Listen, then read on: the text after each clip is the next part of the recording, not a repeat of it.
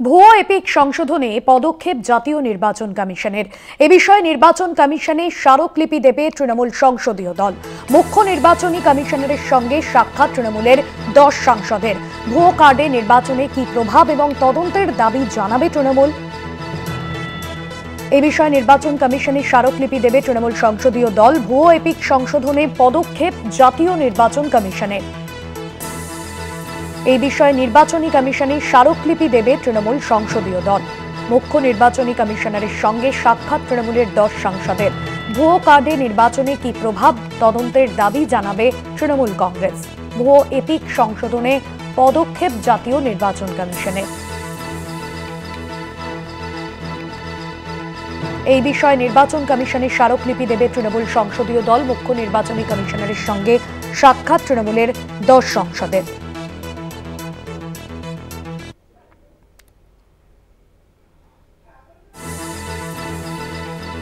তৃণমূলের রাজ্যসভার সাংসদ সাগরিকা ঘোষ কি জানিয়েছেন শোনাবো।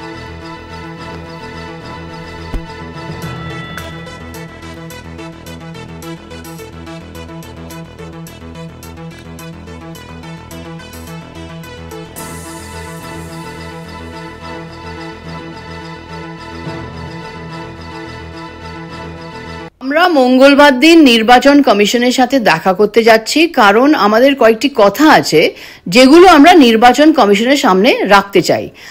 প্রথমত আমরা বলতে চাই যে নির্বাচন কমিশন বলেছে যে 3 মাসের মধ্যে সবকটা ডুপ্লিকেট এপিক ভোটার কার্ডগুলোকে সরিয়ে দেবে, উঠিয়ে দেবে।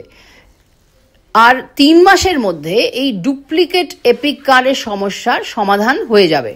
কিন্তু আমরা জানতে চাই যে এখন পর্যন্ত যদি নির্বাচন কমিশন জানে না যে কতগুলো ডুপ্লিকেট এপিক কার্ড আছে দেশে, যদি ডুপ্লিকেট এপিক কার্ডের সংখ্যাটা এখনো জানা নেই, তাহলে 3 মাসের মধ্যে এই সমস্যার সমাধান কি করে হবে। দ্বিতীয়, আমরা জানতে চাই যে নির্বাচন কমিশন বলেছে যে এই ডুপ্লিকেট এপিক কার্ডগুলো 2000 থেকে চলছে।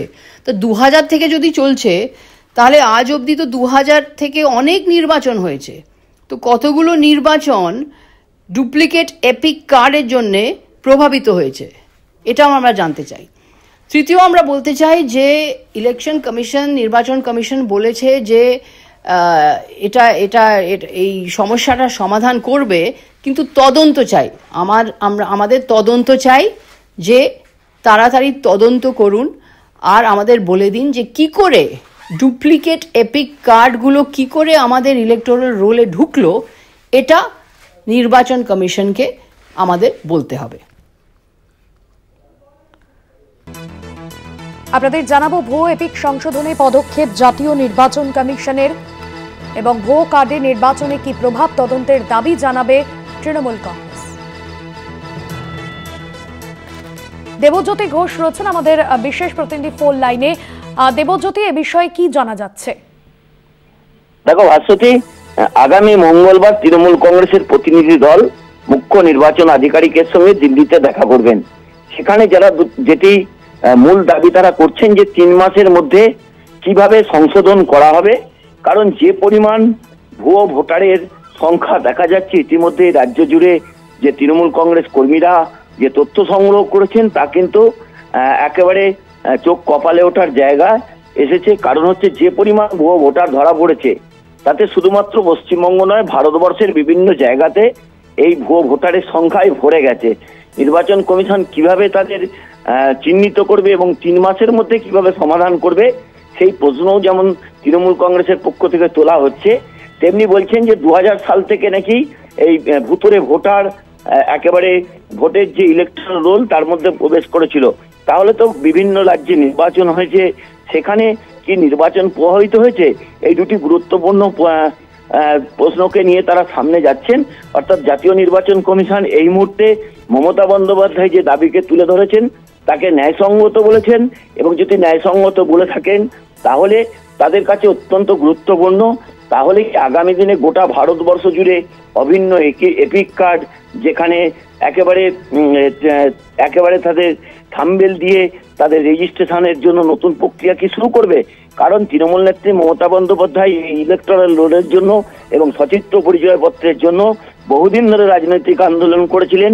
তার আন্দোলনের যে অগ্রণী ভূমিকা নিয়েছিল তাতে যে সচিত্র পরিচয়পত্র, সেই জায়গাতেই মমতা বন্দ্যোপাধ্যায় আলোকপাত করেছেন।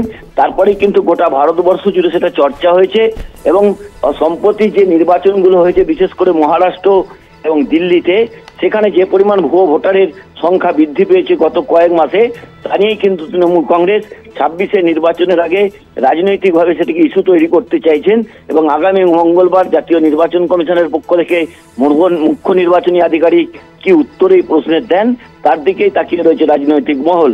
এবং তৃণমূল কংগ্রেস যে মঙ্গলবার যাচ্ছে, বিভিন্ন যে ইন্ডিয়া জোটের যারা রয়েছেন তারাও কিন্তু তৃণমূল কংগ্রেসের সঙ্গে সংগত করছেন। তারাও হয়তো আগামী দিনে সমস্ত রাজনৈতিক দলগুলোকে নিয়ে জাতীয় নির্বাচন কমিশনের দ্বারস্থ হবেন। ধন্যবাদ জানাবো দেবজ্যোতি।